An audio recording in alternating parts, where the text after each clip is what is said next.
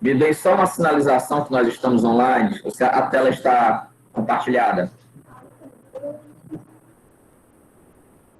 Tudo ok por aqui. Ok. Tela compartilhada. Confere. Confere. Ok, né? Então, nossa tela de abertura aí. A arte aí do professor Rafael. E nós vamos começar.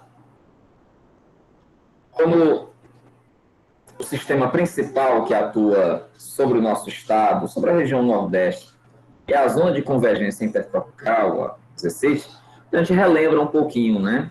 Eu estou colocando aqui duas imagens. Uma delas é um GIF, né, animado. A primeira é uma imagem de domínio público, da Wikimedia, que mostra com essas linhas aí em tonalidade avermelhada, azulada, as posições, vamos dizer assim, climatológicas da zona de convergência intertropical. O que é que nós entendemos por posições climatológicas? Vamos relembrar. Na verdade, quem modula a posição da zona de convergência é a quantidade de energia solar que adentra na superfície terrestre. É o ângulo de incidência dessa radiação. Se ela tem um ângulo mais inclinado, mais transversal, mais reto, mais intenso, né? Então, ela vai migrando. Conforme a estação do ano, ela vai migrando. Ela está mais ao norte, mais ao sul. Para nós, no que diz respeito à estação chuvosa, interessa a posição da zona de convergência mais ao sul.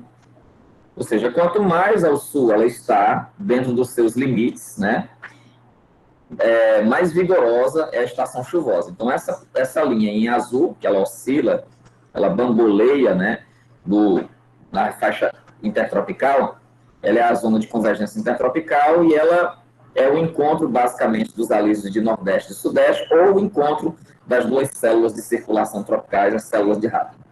E nesse GIF, nós temos o quê? É a projeção da precipitação. Nós temos a variação do que os meteorologistas chamam de canal de umidade, o canal de precipitação, que ele vai oscilar conforme a sazonalidade, né? A mudança da estação do ano. Então, nós temos essa mancha em azul, que ela é representativa desse posicionamento, né, da banda de nuvens ou da zona de convergência intertropical. É só para a gente relembrar um pouco sobre o papel da zona de convergência. Então, vamos ver aqui. Bem, uma definição clássica da zona de convergência. Nós sabemos que a zona de convergência está relacionada à circulação geral da atmosfera, especificamente a chamada circulação zonal, que é uma circulação que está estruturada, está circunscrita, vamos dizer assim, encaixada em zonas de iluminação. A Terra é uma esfera, então ela tem faixas, ou zonas de iluminação, zonas térmicas. Então, a zona de convergência intertropical, ela se encaixa justamente na faixa de maior incidência da radiação solar, que é a zona intertropical da Terra, zona tórrida, né? Zona quente, tem vários nomes. E a variação ou a variabilidade da zona de convergência depende dessa circulação, de como essa circulação está organizada. Aqui nós temos dois pontos importantes. Primeiro, qual é o comportamento da zona de convergência nos anos chuvosos e qual é o comportamento nos anos secos. De qualquer forma, é importante compreendermos que a zona de convergência ela está vinculada a uma condição que a retroalimenta, que dá combustível para ela, que é a umidade. E essa condição é, sem dúvida nenhuma, a capacidade do oceano de absorver energia solar e devolver essa energia solar, aí o fluxo de energia e de matéria na forma de banda de nuvens, né, de vapor. E aí você tem a temperatura da superfície do mar como uma referência muito importante para a zona de convergência. Veja só, na estação chuvosa, nos anos chuvosos, geralmente nós temos o Atlântico Norte como uma área de alta pressão, posicionado como uma área de alta pressão, considerando que nós estamos no hemisfério sul, que as nossas chuvas são chuvas de verão, né? Verão no hemisfério sul.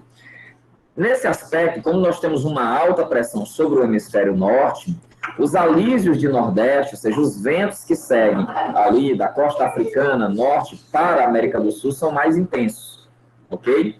E isso faz com que a zona de convergência, ela desça no mapa, ou seja, ela se posicione ali mais ao sul, ok? Porém, nos anos secos, nós temos o processo inverso. E que processo inverso é esse? Nós temos a alta que estava no Atlântico Norte, passa a ser uma alta do Atlântico Sul. Consequentemente, os alísios de Sudeste, irmãos gêmeos aí, né, do alívio de Nordeste, ele passa a ser mais intenso, fazendo com que a zona de convergência se projete mais para a parte setentrional, para a parte norte. Muito bem. Então, observa aí que é um verdadeiro cabo de guerra, né? O posicionamento da zona de convergência está relacionado com a qualidade ou a variabilidade da circulação geral da atmosfera, de como se relacionam os alísios de Nordeste e de Sudeste, e também está vinculado à ideia da temperatura da superfície do mar, ok? Eu coloquei esse dado mais técnico, ou seja, mais geográfico, climatológico, para que nós possamos entender esse fenômeno, esse estudo, um estudo que foi apresentado num evento organizado pela SBMet, que é a Sociedade Brasileira de Meteorologia, um evento que ocorreu em 2019, na cidade de Belém, e na oportunidade foi apresentado um trabalho sobre os eventos de chuva extrema na cidade de Parnaíba, eventos ocorridos entre março e abril de 2019. Esse trabalho foi organizado por mim e pelo professor Francílio Amorim, que está aqui na live, e ele realmente é um trabalho que mostrou como a zona de convergência intertropical, alimentada por uma quantidade, vamos dizer assim, extra de energia solar e de TSM, de temperatura da superfície do mar, ela pode se transformar num sistema extremamente perigoso, né? A conjugação de vários fatores produziram volumes chuvosos sobre a cidade de Parnaíba jamais vistos na história, nas séries históricas da climatologia de precipitação da cidade. Ou seja, não há um registro, desde que a cidade de Parnaíba começou a registrar volumes chuvosos, oficialmente, é claro, não extraoficialmente, da quantidade de chuva que precipitou sobre essa cidade. Então, foram volumes, assim, realmente muito expressivos. E nesse mapinha aqui, da espacialização da pluviometria, nós vamos observar duas situações que são emblemáticas. A situação do dia 21 e a situação do dia 4 de abril, mostrando um pouco a questão da mobilidade da chuva, né? É uma chuva que apresentou volumes mais concentrados no dia 21 de março, na parte, vamos dizer assim, mais oeste da cidade, ok? Pegando ali, naturalmente, que os bairros mais próximos ali do Porto das Barcas e tudo, da capitania. E durante o 4 de abril, interiorizou mais, né, para a parte leste da cidade, ou seja, da divisa com o Ceará. Então, a zona de convergência estava projetada um pouco mais para o estado do Maranhão, e ela foi modulando um pouquinho para o estado do Ceará, já enfraquecendo. Então, nós temos aí, selecionei esses 2 dias, que foram bem mais consistentes, embora nós tenhamos vários episódios de chuva severa circunscritos nesse intervalo. Nós vamos apresentar aqui os gráficos. Bem, aqui é a posição da zona de convergência intertropical. Esse aqui é um material que está disponível no site da FUNSEMI, que é a Fundação Cearense de Meteorologia, né? Ou seja, você pode entrar no link da FUNSEMI e extrair uma informação como essa. Mas vamos explicar que informação é essa. A FUNSEMI nomeia essas construções visuais aqui, esse mapa e essa imagem de satélite, como pentadas. As pentadas são o quê? Pentada é um termo que a FUNSEMI utiliza para designar um intervalo de 5 dias, em que determinado fenômeno atmosférico, né, se encaixa naqueles 5 dias. Então, na primeira imagem, nós temos o mapa do Brasil, a costa africana, e nós temos linhas coloridas. Você observe aí, essas linhas coloridas aí tocando na costa nordestina. Cada linha dessa aí, é uma pentada. Ela está representando, a partir da escala de cores, uma pentada. A gente pode olhar ali embaixo. E o que é que essas pentadas elas significam? São posições, são localizações da zona de convergência intertropical. Então, por exemplo, eu tenho aqui, ó, a posição da zona de convergência intertropical do dia 1º ao dia 5 de março, de 6 a 10 de março, de 11 a 15, até 26 e 31 de março. Então, eu tenho várias pentadas para mostrar essa localização no mês de março.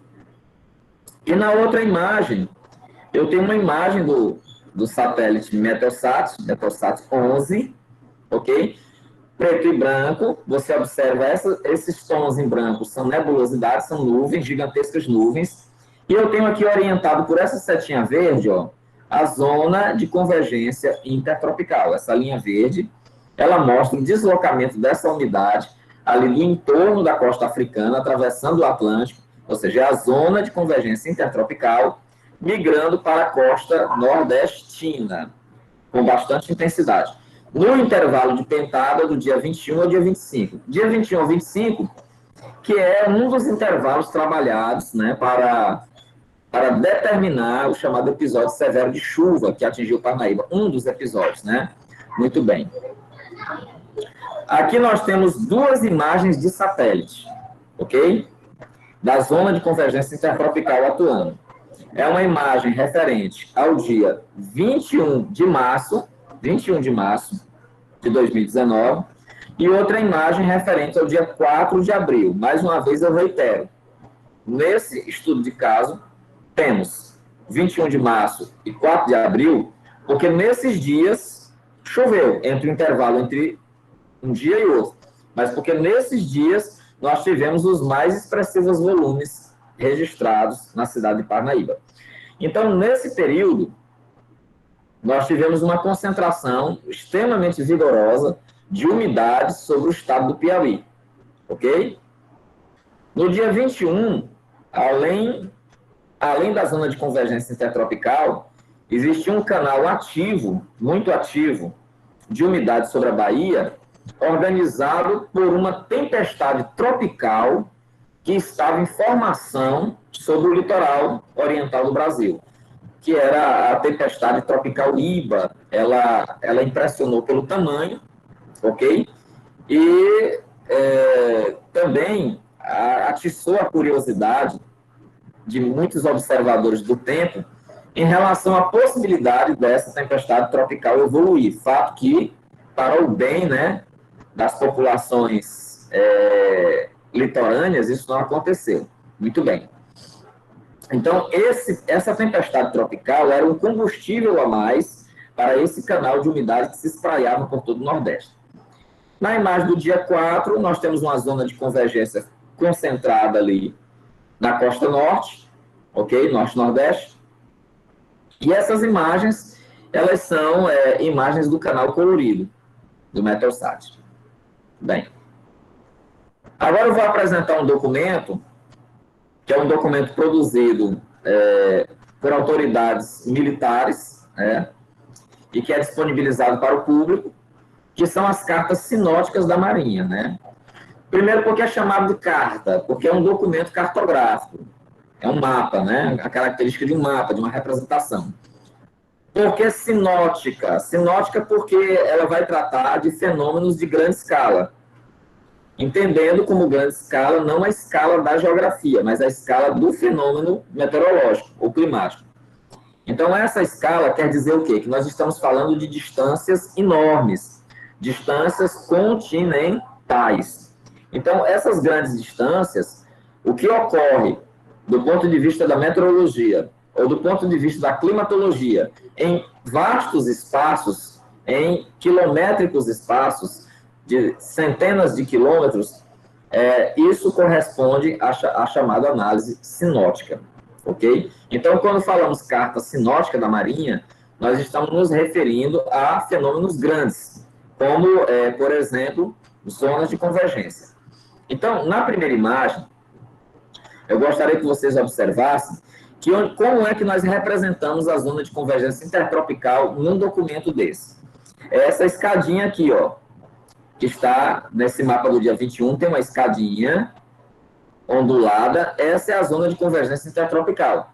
E ela está projetada entre o litoral do Piauí, aliás, do Ceará, e o litoral do Maranhão, entre Ceará e Maranhão. Então, se está entre o Ceará e o Maranhão encaixado, a zona de convergência está agindo diretamente sobre o nosso pequeno litoral, ok? Muito bem. Se nós olharmos para a carta sinótica da Marinha, do dia 4 de abril, nós vamos encontrar uma situação muito semelhante. Muito semelhante. A zona de convergência está atingindo mais intensamente o estado do Ceará, projetando-se pelo Maranhão, ok? E, obviamente, qual é o meio termo ali? É o estado do Piauí. E essa ainda tem um agravante, né? Essa carta, nós temos aqui esse Bzinho vermelho, que é uma zona de baixa pressão. A zona de baixa pressão, ela tem uma tendência a atrair umidade para o seu centro, né? Então, essa baixa pressão está atraindo a convergência, né? Interiorizando a umidade. E ao interiorizar a umidade, essa umidade concentrada no centro do território, vamos usar essa expressão, ela pode vir a gerar nuvens de temporal.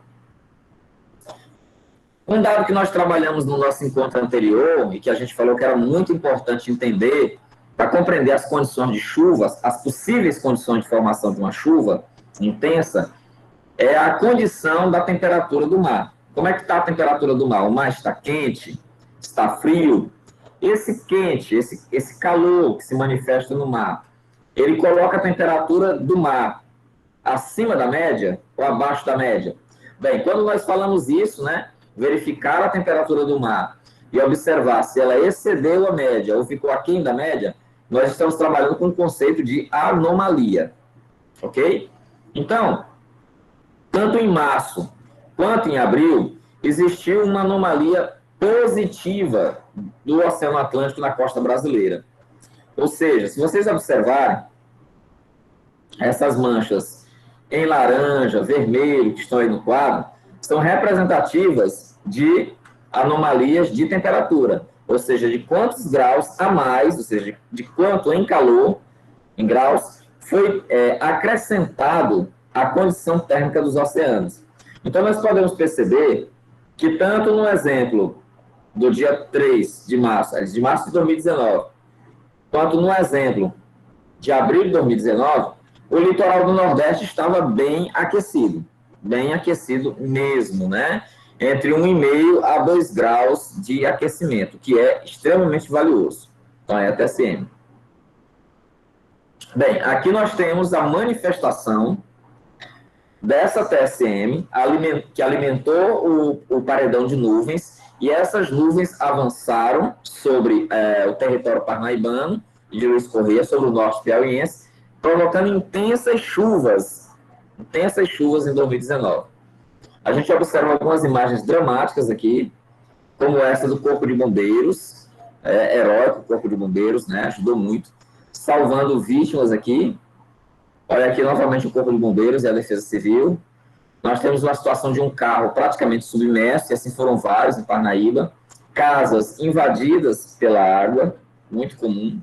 Quadro dramático, ok? E aqui nós temos essa tabela. Observem essa tabela aqui, ó. Posto Betânia. Betânia é um dos postos pluviométricos estabelecidos na cidade de Parnaíba. Parnaíba é uma cidade de porte médio, né, para os padrões brasileiros, bem médio, e ocupa um papel estratégico no estado do Piauí, ok?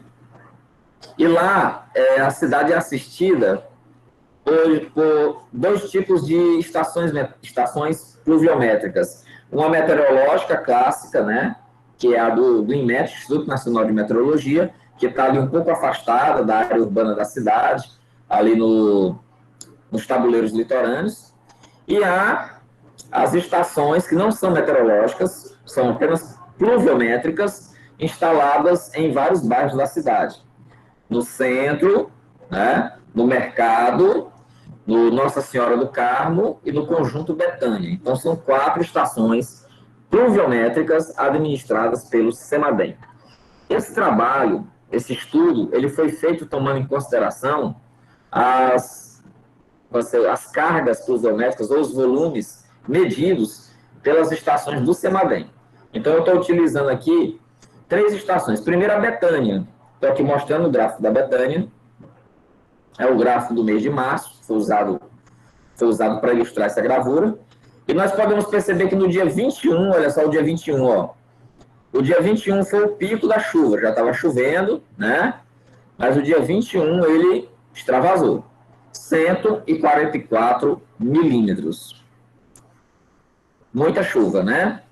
Aí observe que os volumes permanecem agigantados. Dia 22, 92,8. Dia 23, 117,8.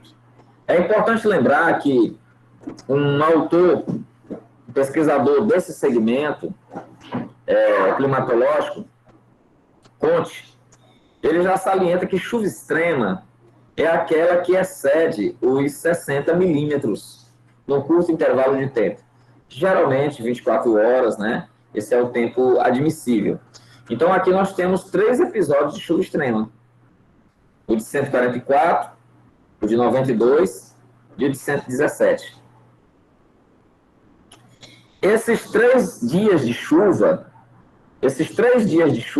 para que vocês tenham uma ideia, eles já ultrapassam o valor de chuva que se precipita durante todo o mês na cidade de Parnaíba. Apenas 3 dias concentram e ultrapassam a maior parte do volume, ou seja, 100% do volume de chuva que naturalmente em estações normais cai sobre a cidade de Parnaíba. Mas eu vou mostrar outros mapas aqui. Bem, aqui eu tenho do posto centro, o centro, em março, outro posto um pouquinho mais afastado do Betânia, né? E a gente observa que dia 21 aqui, ó, 194, ainda foi mais pesado. No dia 24, 117, olha aí. Agora voltamos aqui. Aqui já foi 106 no posto centro, abril, 160, desculpe, no posto centro. Começou o mês já, né, em alto bom tom. 71,8 no dia 2 e 106,6 no dia 4. Então, são volumes, assim, realmente muito espetaculares para intervalos de 24 horas. Vamos ver outro. Posto Nossa Senhora do Carmo. No posto Nossa Senhora do Carmo, a gente observa no dia 21, 178, sempre dia 21, né? E aí nós temos 93 e 82 bem encaixados na metodologia do Conte, embora 64,4 também, né, possa ser inserido, mas você vê quantidades espetaculares de chuva. E para finalizar, em abril, no Nossa Senhora do Carmo, a gente tem 92 milímetros no dia 1º, 83,2 no dia 3, 116 no dia 4. Olha só. Lá nós temos também, né, 56, 67 em outros dias. E aí as notícias. Olha só como é que foi abordado pelos principais veículos de comunicação do estado do Piauí, né? Eu tenho aqui o Portal Dia, colocando que após 12 horas de chuva, a Prefeitura de Parnaíba decreta de estado de emergência. É verdade, né? Foi uma chuva ininterrupta, né, que entrou na madrugada, passou para o outro dia, e diante dessas condições, não restou à Prefeitura adotar essa solução política, jurídica e administrativa necessária para resguardar, né, o interesse dos seus cidadãos, garantir a segurança dos seus cidadãos. Essa é a matéria aqui do G1. Cidades do litoral do Piauí registraram maiores volumes de chuva nas últimas 24 horas. Na verdade, essa matéria se refere não só à cidade de Parnaíba, ok? Mas ela contempla também a cidade de Ilha Grande e a cidade de Luiz Correia, ok? Então, foi uma chuva que atingiu com maior intensidade a faixa, vamos dizer assim, oeste do nosso litoral, ok? E o CidadeVerde.com fala que Parnaíba e Ilha Grande registraram os 2 maiores volumes de chuva do Brasil. Realmente, chamou bastante atenção, né, esse fato ocorrido no litoral. Vamos aqui. Depois da ZCIT, da zona de convergência intertropical, a gente fala um pouco deles, né? Eu havia comentado na aula anterior que os VCANs, ou vórtices ciclônicos de altos níveis, eles são, assim, profundamente extravagantes, né? Imagine um sistema atmosférico ou uma circulação do ar. Quando eu digo circulação, porque ele está efetivamente girando, uma circulação do ar que se orienta no sentido horário, dos ponteiros do relógio tradicional, que é o contrário da nossa circulação, que é do sentido anti-horário, e que esse sistema ele tem uma característica muito sui generis. Ele tende, nas suas bordas, a originar temporais rápidos, pancadas rápidas, formar nuvens rapidamente, mas no centro do VCAN, ele tem o que a gente chama de subsidência do ar. Ele tem uma tendência a manter, em face da pressão superficial, a pressão superficial que impede que o vapor d'água ascenda, suba, condense, ou seja, forme nuvem para poder precipitar. Então, ele cria uma espécie de barreira na superfície, impedindo que nuvens de chuva se formem com maior frequência.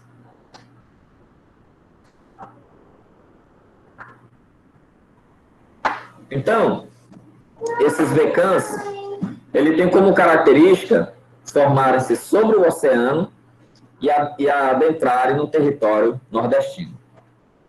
Eles ocorrem geralmente entre setembro e abril, só que a maior frequência se dá entre janeiro e fevereiro, ok? Eles podem durar algumas horas até 2 semanas. Tem VCAN que fica estacionado, que ele está em movimento, mas ele pode ficar estacionado por um bom tempo. Eles apresentam trajetórias irregulares, não dá para prever com exatidão onde ele vai atingir. Irregulares, para leste, quando no sul, e para oeste, quando no norte. Ou seja, os VCANs, qual é o comportamento dele no nosso hemisfério?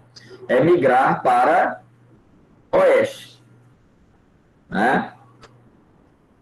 Aliás, para leste, né? Quando no sul. Então, eles têm essa característica.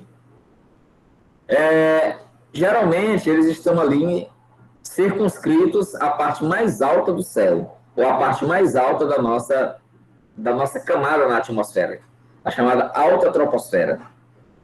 Então, com máxima circulação ciclônica em 200 HPA. Então, entre 200 a 250 HPA, o que é esse 200 a 250 HPA? Ele se refere tanto à pressão, são pressões baixas, ok?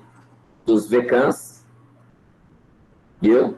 Então, essa condição dos VCANs faz com que eles produzam um fenômeno bem singular, que é o crescimento rápido das nuvens. No centro, calmaria, não chove, tempo firme. Nas bordas, alta convecção e formação de nuvens. Muito bem. Então, o VCAN apresenta uma nebulosidade que varia, em geral, com céu claro, e no centro, cúmulos, cirros e cumulonimbus, né? Então, há uma concentração muito grande de cumulonimbus nas bordas do VCAN. E no centro, a condição de tempo claro. Olha aí um esquema de um VCAN. A gente tem essa estrutura de nuvem, né, que você sabe que é um ACB, né, um conjunto de nuvens.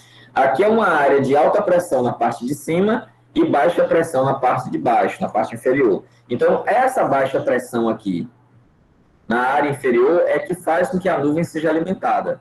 Só que a mesma força que empurra a alimentação de ar, né, nessa área baixa, é a mesma força que faz com que esse ar ele se espalhe lateralmente, ó, na área de alta, área de baixa. Viu? Há uma pressão irresistível. Muito bem. Então, vamos mostrar aqui quais são os efeitos do VCAN. Geralmente, um vórtice ciclônico, gente, ele, quando está associado à chuva, veja bem, quando o VCAN está associado à chuva, ele tem 3 efeitos, que a gente não pode esquecer. Um dos efeitos é, sem dúvida nenhuma, a descarga elétrica, que nós vamos mostrar aqui, elevada concentração de descargas elétricas. Ora, por que um VCAN ele apresenta elevada concentração de descargas elétricas. Olha, convenhamos, o VECAM ele gira, né? Gira no sentido. As nuvens de desenvolvimento vertical, as cumulonimbus, tendem a crescer, tendem a formar e crescer. E elas crescem rápido, por quê? Porque o VECAM é um sistema que faz a redistribuição da umidade. Ao redistribuir a umidade, as suas bordas são prenhes de água. Elas são intensas em circulação. E aí, rapidamente, aquela umidade ela vai se estruturar, vai se reorganizar na forma de nuvens que vão crescer rapidamente. E essas nuvens, ao crescerem rapidamente, muito aceleradamente, elas acabam congelando seus topos. Então, são nuvens de crescimento vertical com nuvens que congelaram seus topos rapidamente. Logo, existe muita matéria líquida, sólida, no interior de uma nuvem cumulonimbus quando acontece um VECAM.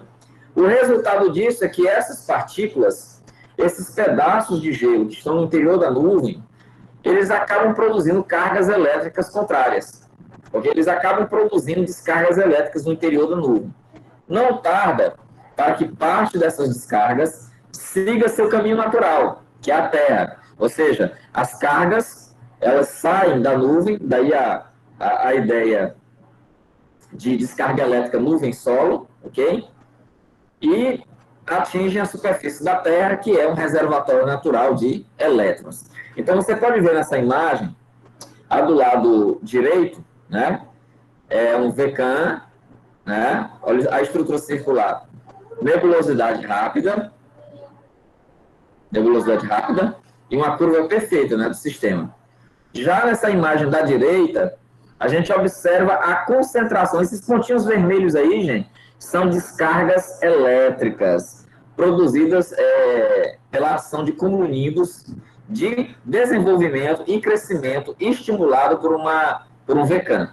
Então, você tem o dedo do VECAM aqui, ó, a área central, ó. Não tem praticamente atividade convectiva. Não tem. Mas essa parte aqui, ó, é muito concentrada. Muito concentrada. Ok? Muito bem. E aí, aproveitando que a gente está falando de descargas elétricas, eu compartilho com o grupo o mapa elaborado pelo ELAT. O ELAT é um órgão do INPE, veja bem, é um órgão do INPE que trabalha com os números de descarga elétricas no Brasil. Então, eles trabalham com números de quantificação das descargas elétricas, concentração das descargas elétricas. E se você observar nesse mapa, o Nordeste, ele não é muito abençoado nesse quesito, né? O Nordeste não é bem aquinhoado na questão da descarga elétrica.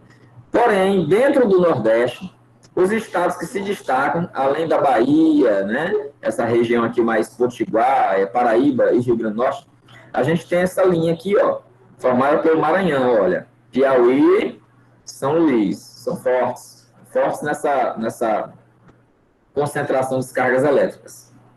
Muito bem. Aqui nós temos dois destaques dados pela imprensa local. Esse foi um fenômeno que chamou muita atenção.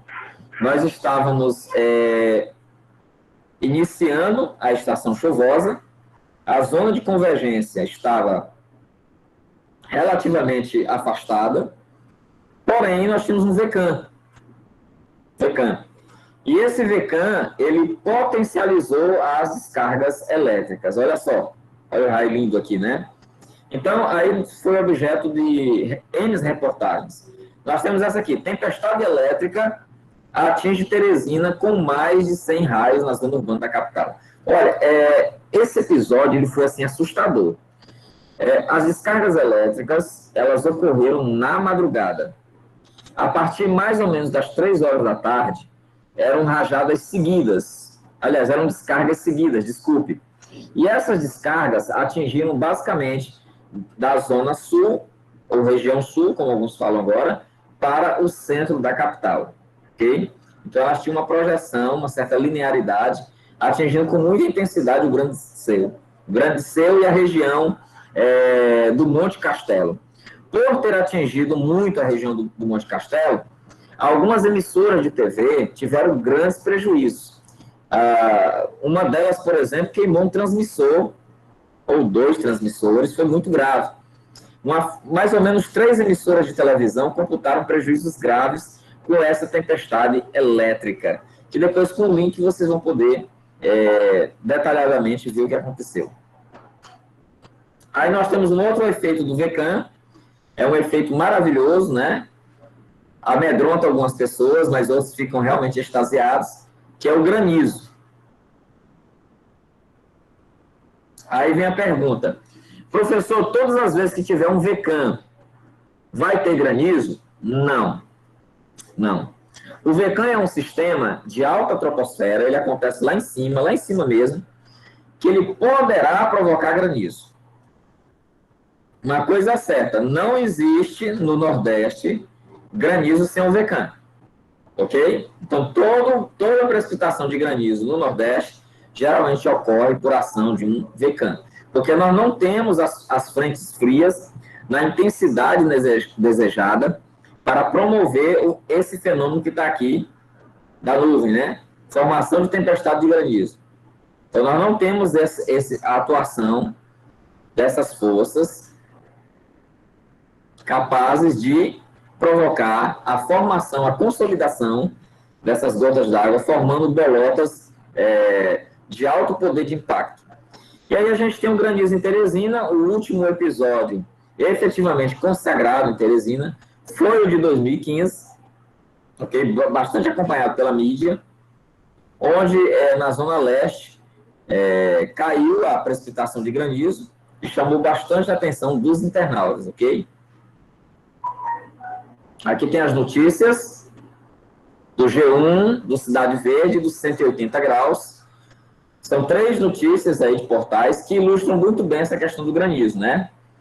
Para o G1, por exemplo, após registrar 40 graus, Teresina é surpreendida com chuva de granizo. Ou seja, essa matéria mostra de forma muito clara a relação entre o calor e a instabilidade. Ou seja, o processamento desse calor, a leitura que a superfície da Terra fez dele, que não só a superfície é construída pelo homem, mas as áreas naturais. E a outra diz, forte chuva de granizo cai na Zona Leste de Teresina nesse momento. Bem, não necessariamente só na Zona Leste, né? Mas concentrou lá. E aí nós temos o seguinte, chove granizo na tarde dessa sexta na Zona Leste de Teresina, veja a foto. Então, mais uma vez frisando, né, a concentração da precipitação de granizo sobre a Zona Leste. Muito bem. 3 links. Outro efeito do VECAM é, sem dúvida nenhuma, as rajadas de vento. Quando há a formação de um VECAM, a gente tem que ficar bastante atento. Geralmente, essas rajadas de vento, que são naturais em qualquer nuvem, elas são resultantes da instabilidade, das trocas gasosas.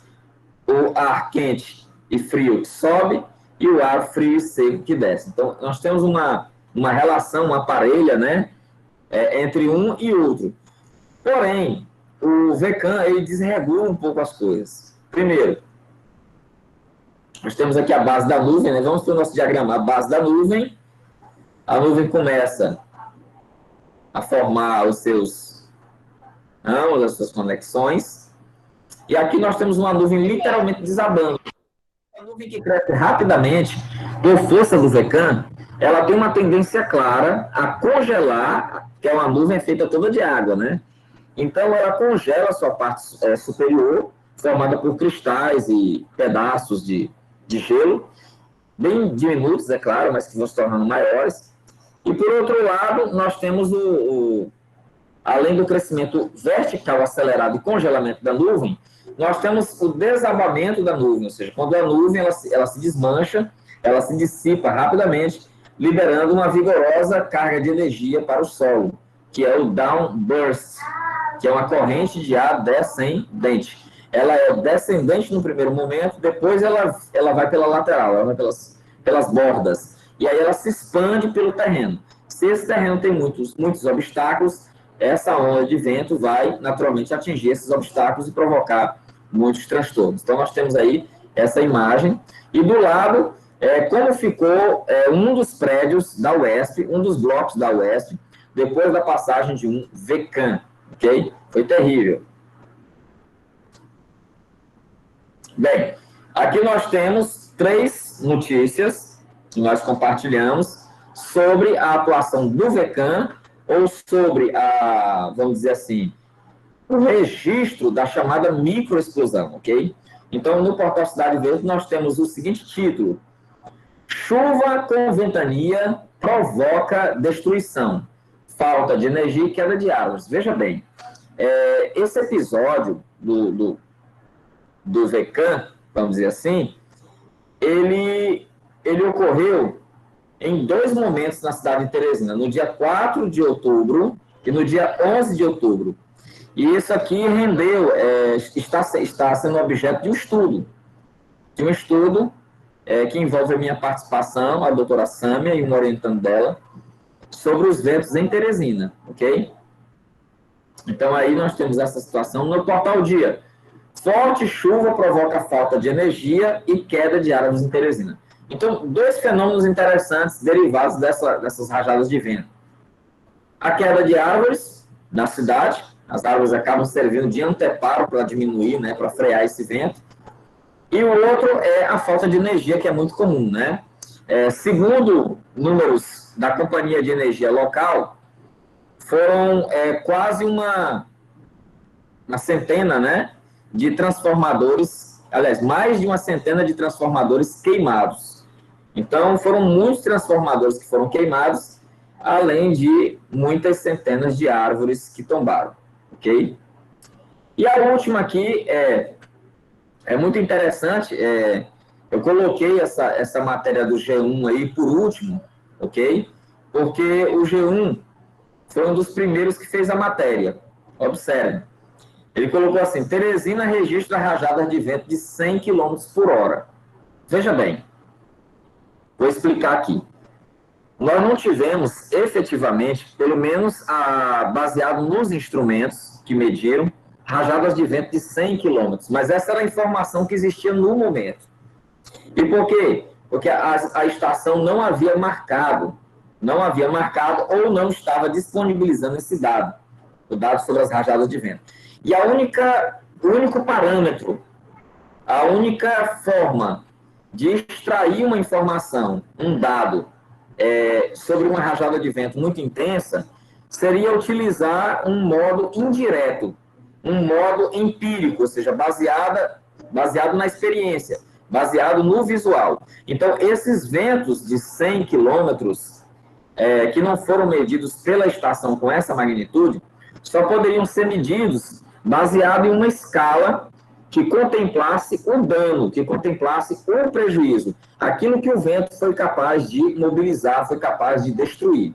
E aí, eu estou compartilhando com vocês a escala anemométrica internacional de Beaufort, ok? Vocês vão receber esses slides no grupo, né, como a gente já faz, e é interessante que vocês tenham essa escala. Quando acontecer um fenômeno de vento, ok?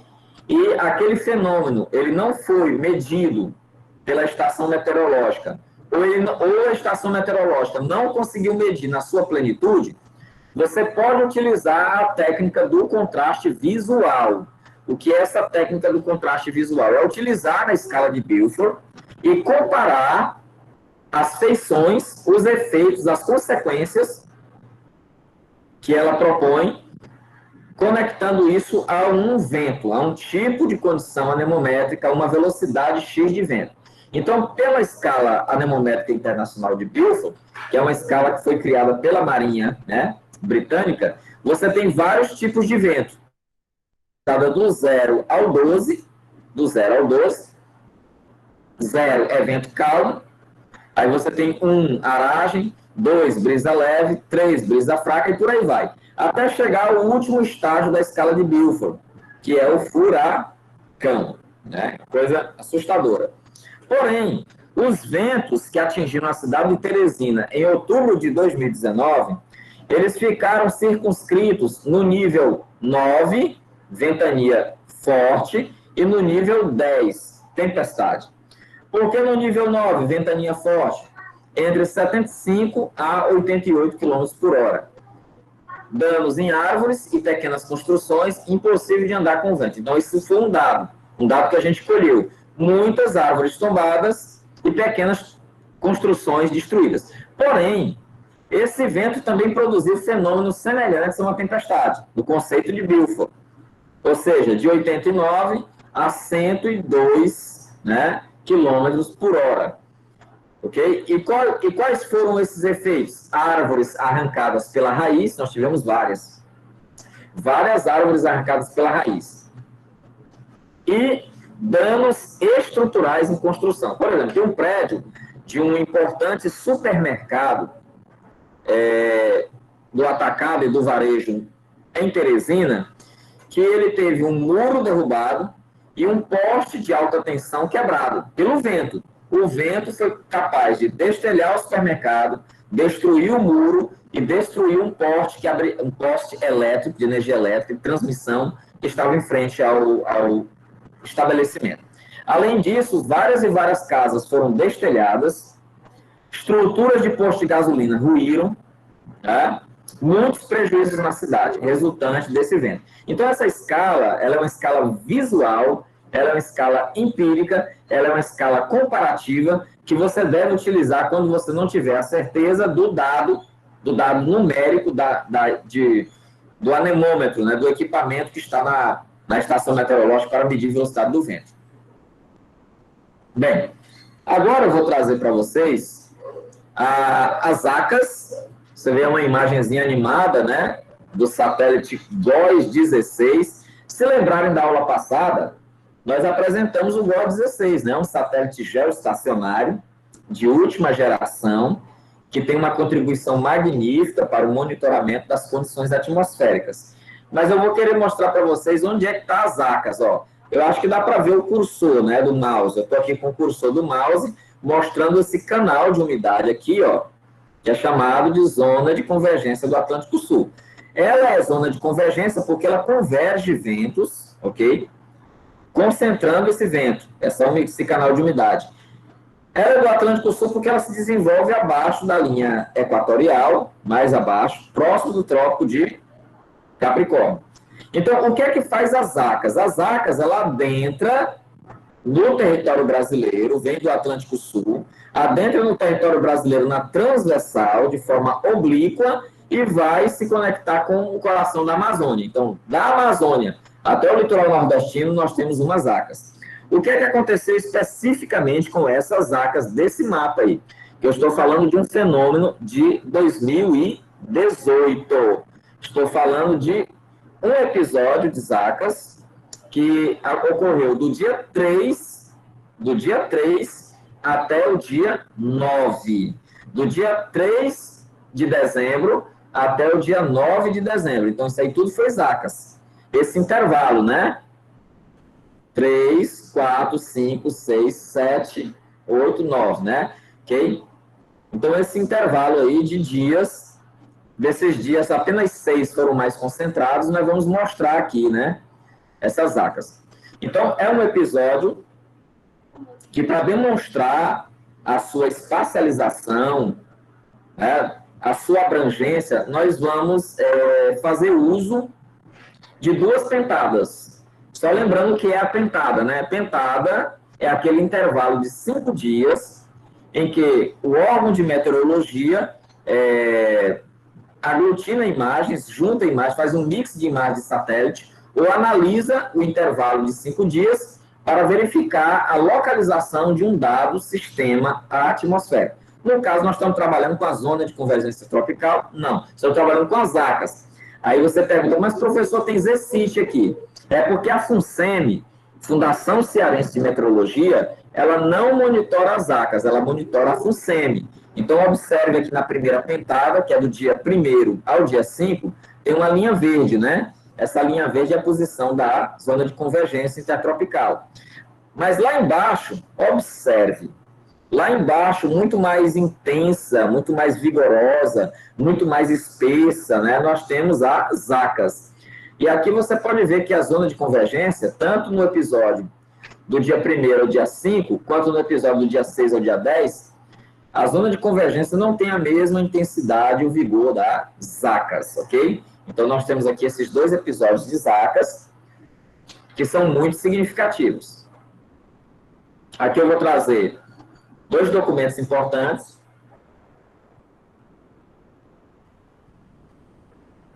Esse documento aqui à esquerda, eu já falei que é um documento militar, é uma carta da Marinha do Brasil, a carta sinótica, e essa carta ela é muito bacana. Por quê? Porque nós podemos observar nessa carta vários sistemas meteorológicos trabalhando, ok? Nós temos, por exemplo, lá em cima, aquela escadinha lá de cima, é a zona de convergência intertropical. Onde é que a zona de convergência intertropical está? Lá no Amapá, está projetada sobre o Amapá e parte do Pará. Aqui embaixo, logo mais embaixo, nós temos a zona de convergência do Atlântico Sul, as ACAS, ok? Olha a escadinha das ACAS. Nós temos aqui duas baixas, ó. Uma baixa sobre o Pará e outra baixa projetada sobre o sertão nordestino. Essas baixas, meus amigos, elas atraem a umidade, elas concentram a umidade, ok? Elas são como vertedouros de umidade. Então, elas acabaram, essas duas forças, as ECIT e as ACAS, acabaram canalizando umidade nessa porção setentrional do Brasil, do Nordeste para a faixa amazônica. E isso, claro, que potencializou a chuva. Esse outro quadro aqui, essa imagem, na verdade, é uma colagem de várias imagens. São mapas de acumulados de precipitação, mapas produzidos pela plataforma do INPE-CPTEC. O primeiro mapinha aqui, são 4 mapas, observe, né? A, B, C, D. O primeiro mapa é do dia 3, o segundo do dia 4, o terceiro do dia 6 e o quarto do dia 9, que foram os... Por que eu escolhi esses 4 dias? Porque foram os dias mais significativos. A gente pode observar aqui no dia 3, chuva concentrada sobre a Grande Teresina. Mais precisamente aí, né? Sobre a cidade de União, pegando de União para Teresina. No dia 4, o dia 4 foi o mais importante, né? Nós tivemos chuva, não só na microrregião de Picos, muita chuva na microrregião de Picos, como também muita chuva na Grande Teresina. Muita chuva na Grande Teresina, ok? Faixa de Valença também, faixa de Castelo, muita chuva. Aqui na projeção do dia 6, nós tivemos uma concentração muito boa de chuva na Grande Teresina e outra ali na faixa sertaneja, né? Muita chuva no sertão. E por último, dia 6, dia 9, né? Vamos dizer assim, as ACAS já enfraquecida, mas olha como o fluxo transversal aqui da umidade. Mas nós temos chuva também na Grande Teresina, né? Na Grande Teresina e ali, ligeiramente na área próximo de Castelo, próximo de Alto Lungado. Muito bem. E aí são os acumulados. Eu vou mostrar aqui para vocês 2 acumulados importantes do mês, mas o que eu vou destacar aqui é o dia 4. Dia 4 de dezembro de 2018. Atenção, 4 de dezembro de 2018, vamos usar uma linguagem do popular, foi o bicho. Esses gráficos aqui foram objeto de um artigo, de um trabalho científico, apresentado, né, no Simpósio Brasileiro de Geografia Física Aplicada.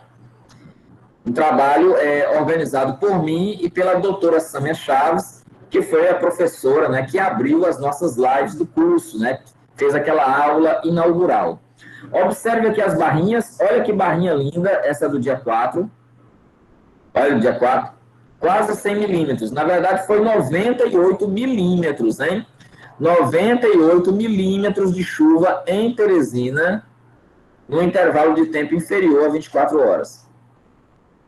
Aqui na barra de Picos, observe Picos, né? Você vai encontrar essa barrinha do dia 4 com 97,3 milímetros. 97,3 milímetros. Viu?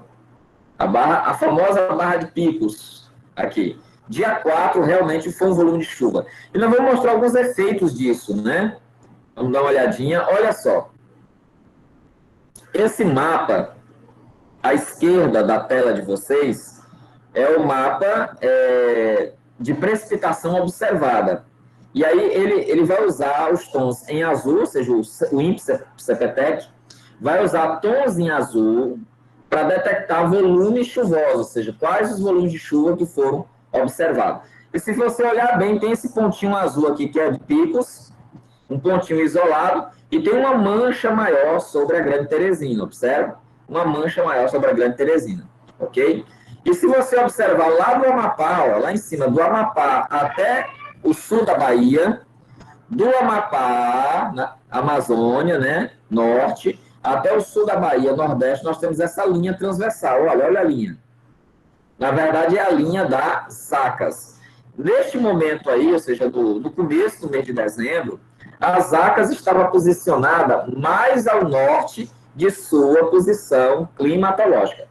Professor Leto, o que significa isso? Geralmente, as Zacas, a zona de convergência do Atlântico Sul, está mais ao sul, atingindo o quê? Rio de Janeiro, Minas Gerais, é por aí. A área dela de preferência é o Rio de Janeiro e Minas Gerais. Porém, acabou ela se projetando para a Bahia, ok? Nesse período, ok? E aí nós temos a foto aqui de como as Zacas interferiu na cidade de Picos. Essas fotos, elas são componentes de um trabalho que eu submeti ao Fórum do Semiárido, ao Fórum do Semiárido. Infelizmente, o Fórum do Semiárido teve sua programação adiada, né, por força do SARS-CoV-2, né, da pandemia de Covid-19, mas eles devem se reestruturar para, em Sobral, agora no próximo ano, organizarem, realizarem esse evento. Então, aqui é de um artigo relativo a Picos. Mas vamos lá. Aí o que deu na imprensa, né? Olha aí as manchetes. Essa aqui do G1, né? Dia 5, dia 4, né? Vou começar por essa aqui que eu inverti a ordem. Dia 4. Após fortes chuvas, Picos tem áreas alagadas e com risco de desmoronamento. Existe uma característica que é do conhecimento das autoridades de Picos, da gestão municipal, da sociedade, dos meios de comunicação, é que Picos tem várias áreas de risco, sobretudo em função da sua topografia. E existem áreas que se transformaram em áreas de risco justamente pela ausência do poder público, né, do investimento, de uma política preventiva. E existem áreas que alagam com facilidade em Picos. Com facilidade. Aí olha a outra manchete aí do G1. Picos tem casas e escola alagadas e novos deslizamentos de terra após a chuva na madrugada. Uma das áreas mais afetadas no município de Picos é uma área que fica no morro. E que as casas ficam no morro, né? Que é o famoso bairro Paroquial. Paroquial. Sofreu demais, né? Além disso, várias obras que estavam em execução na cidade de Picos contribuíram para que o problema se tornasse mais grave, como é o caso das obras na Avenida Transamazônica. Nessa manchete aqui, notícia do dia 4 de dezembro, do portal Dia, nós temos, após chuvas, Defesa Civil coloca 4 bairros de Picos, desculpa, em zona de risco. Olha aí, né? Então, é o município trabalhando no sentido de mapear, de delimitar essas áreas de maior perigo para a população, de maior risco, né? Observando como a chuva, um volume chuvoso espetacular, né? Caiu sobre a cidade. Aqui nós temos as notícias relativas a Teresina. Olha, gente, essa chuva do dia 4, ela foi realmente muito expressiva. Muito expressiva. Para você ter uma ideia, o volume de chuva que caiu sobre Teresina e o sistema, a nuvem que estava posicionado sobre a capital, ela deu uma pane no nosso sistema aeroportuário, né? O aeroporto de Teresina parou por um momento e 4 aeronaves comerciais foram forçadas a taxiar em torno da gigantesca nuvem cumulonimbus que estava posicionada sobre nós, ok? Então, nós temos, infelizmente, o óbito na tragédia, né?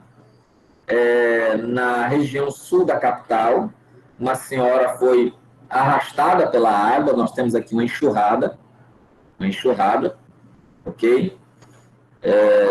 Logo após a chuva, quando a chuva diminuiu a intensidade, uma fatalidade, né? Uma senhora saiu de sua residência e foi colhida pela água que vinha da porção montante, da porção mais alta, né? Ok? Se nós tivéssemos um sistema eficiente de galerias em nossa capital, isso poderia ter sido amenizado. Infelizmente, isso é um mal histórico, né? Não só de Teresina, mas de várias cidades brasileiras. Nessa notícia do portal Dia, ok? Nós temos o seguinte, né? Chuvas devem dar uma trégua na capital, mas continuam no sul. Aqui já era uma previsão que sinalizava que essas chuvas iam para o sul. Aí você pergunta, chuvas indo para o sul? Sim, porque nós estamos falando da atuação da ZACAS, da Zona de Convergência do Atlântico Sul, ok? Então, ela migraria mais para o sul e iria perdendo força. E aí, já uma matéria do portal Meu Norte, dia 10, mostrando que Teresina vai fechar 2018 com chuva acima da média. Veja bem, gente, a média de Teresina para dezembro é de 101 milímetros. 101 milímetros. Numa única chuva, num único dia, numa única noite, num intervalo de pouco mais de 12 horas, choveu 98 milímetros. Ora, se a média do mês é 101, choveu 98 milímetros em menos de 24 horas, você imagina. Quando nós fechamos o mapeamento, os dados do INMET, Instituto Nacional de Meteorologia, fecharam, ok? Nós já tínhamos ultrapassado os 300 milímetros. E olha que nessa matéria aqui do Meu Norte, do dia 10 até o dia 10, olha só, totalizava 241,3 milímetros. Então, você imagine, os 10 primeiros dias do mês já exibiam mais do que o dobro da carga pluviométrica esperada para o período. E ao finalizar o mês de dezembro, Teresina já computava 370 milímetros. Ou seja, impressionante, né? Muito bem. Então, são dados que a gente observa, né, com muita atenção. Deixa eu atrás um cafezinho aqui. Sobre como o sistema atmosférico, né, ele pode impactar bastante uma cidade. Eu vou trazer aqui os dados, esses dados maravilhosos, que foram trabalhados em um artigo que foi produzido aqui, né, a 6 mãos, né, a 6 mãos, 3 pessoas trabalhando nesse artigo. Que foi um artigo que foi submetido a uma revista aí de grande renome, produzido por mim, pelo professor Rafael Marques e pela professora Sâmia, ok? É um artigo que trata dos eventos severos de chuva ocorridos em março deste ano. Através das análises que estávamos fazendo, né, do período chuvoso, verificamos que março foi bem atípico em relação à climatologia, ou seja, março excedeu os volumes médios de chuva históricos. Então, achamos por bem produzir um levantamento mais criterioso. E ao produzir esse levantamento, utilizando como base de dados aquilo que o CEMADEM produziu, que o INMET e o CPTEC, nós verificamos como o março foi vigoroso. Vamos só observar aqui esse gráfico do CEMADEM. Olha que gráfico maravilhoso. Isso aqui são os volumes de chuva acumulados pela região Nordeste, de 2015 a 2020. Então, no intervalo, vamos dizer assim, de 5 anos, olha o comportamento da chuva. 2015, abaixo da média. 2016, abaixo da média. 2017, abaixo da média. 2018, abaixo da média. Porém, a partir de 2019, acima da média. E olha que em 2020, 50% acima da média. Isso é uma anomalia positiva maravilhosa. Observe esse mapa, esses mapinhas aqui, ó. Esses mapinhas de precipitação acumulada, que é anomalia, ou seja, o primeiro é de precipitação acumulada, ou seja, o volume que caiu sobre o Nordeste, e o segundo é de anomalia. Quantos milímetros acima da média? O que é mais fantástico desses mapas, e observe que eles há uma área delimitada, né, por esse círculo vermelho ovalado, é que a concentração mais forte na tonalidade azul está sobre o estado do Piauí, ok? Quando a gente vai para o mapa de anomalia de precipitação, observe a anomalia. A área mais azul, observe lá na legenda, ó, você tem aqui, ó, 100 a 200, 200 a 300, 300 a 400, ou seja, a área de maior concentração de chuva em março de 2020 foi o Piauí, do litoral ao centro-norte. Ou seja, a parte norte do estado do Piauí teve um volume espetacular de chuva. E nós vamos mostrar isso aqui. Aqui eu estou mostrando a climatologia média, o acumulado mensal, né, de cada porção do estado do Piauí, volumes expressivos. A faixa que menos acumulou foi o sertão nordestino, o sudeste piauiense, mas as outras áreas foram bem aquinhoadas. Aqui eu tenho os maiores acumulados, eu selecionei aqui, devido até o espaço, né, os principais acumulados pluviométricos de 2020. Vamos pegar o caso de Piripiri, né, que teve 622,8 milímetros. Para você ter uma ideia do que isso significa, isso em março de 2020. A média de Piripiri para o período chega ali na casa de pouco mais de 300 milímetros. Ok? Medido pelo INMET. Angical do Piauí, 615,2. Alto Longar, 615. São José do Divino, 532,8. Batalha, 514. Miguel Alves, 508,8. Baixa Grande do Ribeiro, 506,2. E Boqueirão, 473. Esses municípios, eles têm médias... Eita, agora a bateria. Eles têm médias ecológicas em torno de 250 a 300 milímetros de precipitação, gente, esperada. E, de repente, eles alcançaram esse patamar aí superior a 500, 400, 600 milímetros de precipitação. Então, vocês observam como a estação chuvosa ela foi vigorosa, né? Como ela atingiu um patamar importante nesse mês de março. Então, foi um negócio, assim, realmente muito importante, né? Se a gente for acompanhar pelos volumes que foram apresentados. Vou colocar aqui essa tomada. Obrigado aqui, uma assessora técnica aqui me ajudando. Muito bem. Então, voltemos aqui.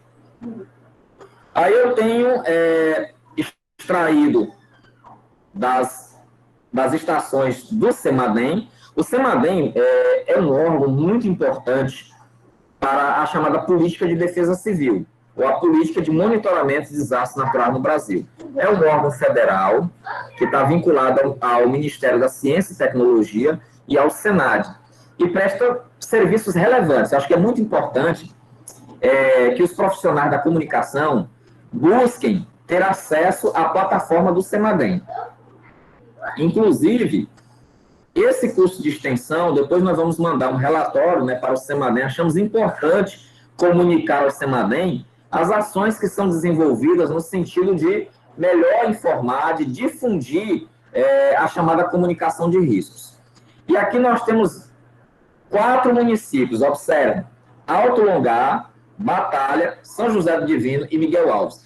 Nós selecionamos esses municípios porque foram aqueles no estado do Piauí que, durante o mês de março, obtiveram a melhor performance nas estações pluviométricas do CEMADEM. Veja bem, o CEMADEM ele não tem estações meteorológicas. O CEMADEM tem pluviômetros automáticos, ou seja, estações que só medem chuva. Ele só mede chuva. É diferente, por exemplo, do INMET. O Instituto Nacional de Meteorologia ele tem uma estação meteorológica. Aí a estação tem o pluviômetro para chuva, o anemômetro para vento, o heliômetro para radiação solar, né, o barômetro para pressão, o termômetro para a temperatura e por aí vai, mas não. O CEMADEM, ele só gere pluviômetros para captar chuva. Então, você observa aqui como foi vigorosa a estação, chegando a patamares superiores a 500 milímetros. Olha, todas essas estações mapearam mais de 500 milímetros. Aí, esses gráficos são os gráficos gerados pelas estações meteorológicas do Instituto Nacional de Meteorologia. São os gráficos do INMET. Selecionamos Piripiri, Angical, Baixa Grande do Ribeiro e Valença. Olha que interessante, gente, se nós observarmos no mês de março, olha só essa coluna verde referente ao mês de março. Em algumas situações, nós podemos observar que, por exemplo, em Piripiri, né? A coluna de março de Piripiri, ela é praticamente mais do que o dobro da chuva de janeiro e fevereiro, ok? Juntas. Observe, né? Aqui também acontece em Angical, acontece aqui em Baixa Grande do Ribeiro, só não acontece em Valença, mas é bem próximo. Então, observe que, na verdade, a chuva de março, ela foi anormal, foi uma anomalia, ok? Estava bem além daquilo que era esperado. Então, nós tivemos aqui uma condição de severidade, nós tivemos uma condição extrema detectada pelo nosso trabalho de pesquisa. Bem, eu vou comentar aqui alguns extremos, né? Aqui entra aqui o estudo de caso. Aqui existem alguns dados que foram identificados nesse trabalho.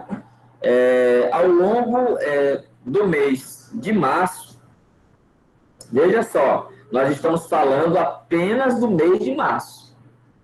Foram detectados 50 episódios de chuva extrema no mês de março. Ou seja, foram 50 vezes, em intervalos de 24 horas ou inferiores, foram detectadas chuvas acima de 60 milímetros no estado do Piauí. Foram 50 ocorrências de chuva acima de 60 milímetros no intervalo de 24 horas. Destes, você vai ter 14 episódios em estações do INMET e 36 nos pluviômetros automáticos do CEMADEM. Por que o CEMADEM teve um volume maior de episódios? Porque a rede de cobertura do CEMADEM, ela é maior do que a rede de cobertura do INMET. Como é que a gente distribuiu geograficamente esses episódios? 28 no norte, olha lá o mapa, né?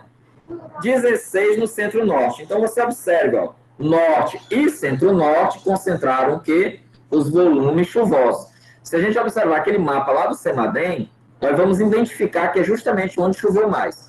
E apenas 4 no Cerrado e 2 no semiárido. Totalizando aqui apenas 6 episódios consistentes no sul do Piauí. Os demais, né?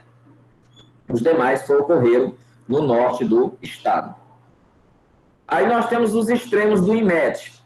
Olha só os extremos do INMET. Aqui, chuvas de 24 horas. Só Piripiri foram 2 episódios. Olha só. 232,8 no dia 7 de março. Né? E 124,6 no dia 5. Né? No dia 5. Olha só esses episódios aqui. Picos teve um episódio de chuva extrema, 106, alagou tudo ali na BR, né? Ali no Pantanal, na universidade, né? No Junco, alagou tudo, no dia 16. Parnaíba, 99 milímetros, no dia 16. Valença do Piauí, 94,2 no dia 17. Baixa Grande do Ribeiro, 93,6 no dia 9.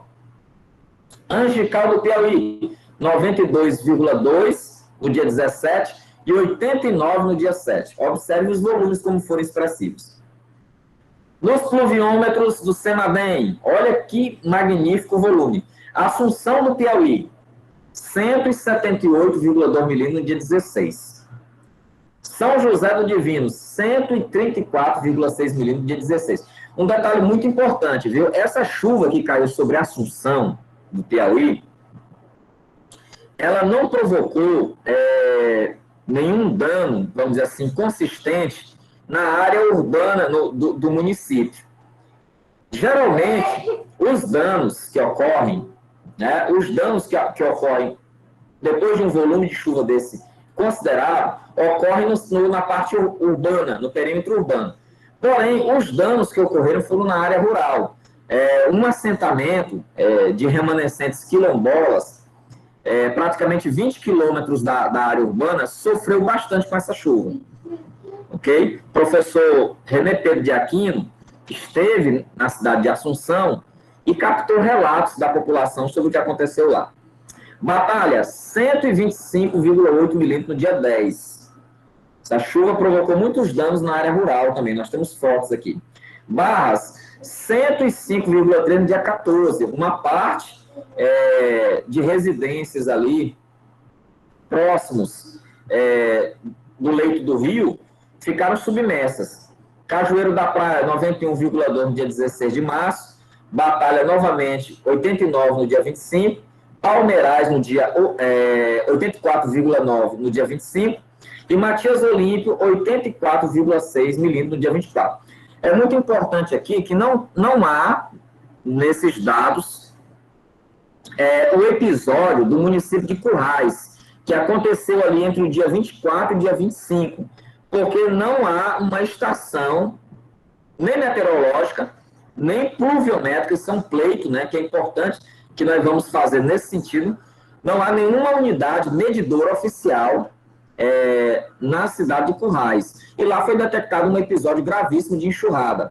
Porém, os pluviômetros particulares, fazendeiros que têm nas suas unidades, né, produtivas, pluviômetros, marcaram mais de 150 milímetros. Alguns advogam até mais de 200 milímetros de precipitação naquela região, ok? E, logicamente, que esse episódio de Currais vai ser objeto de uma pesquisa, está sendo objeto de uma pesquisa que está em andamento. Bem, aqui nós vamos falar um pouquinho do episódio de Piripiri. Observem essas imagens.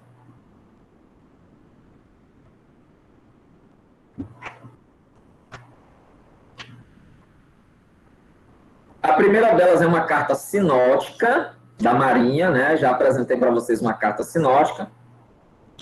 Se observarem, nós temos aqui a zona de convergência intertropical atingindo o litoral piauiense. Ó, lá em cima tem a zona de convergência, ou a setinha do cursor, se vocês estiverem vendo. Zona de convergência atingindo diretamente, dia 5 de março. Aqui nós temos uma imagem do satélite GOES 16. Essa imagem ela é tratada e disponibilizada pelo Instituto Nacional de Meteorologia, no site dele. E a gente observa aqui essa mancha vermelha no norte, né? O que é essa mancha vermelha no norte? É um sistema convectivo, é um sistema de nuvens.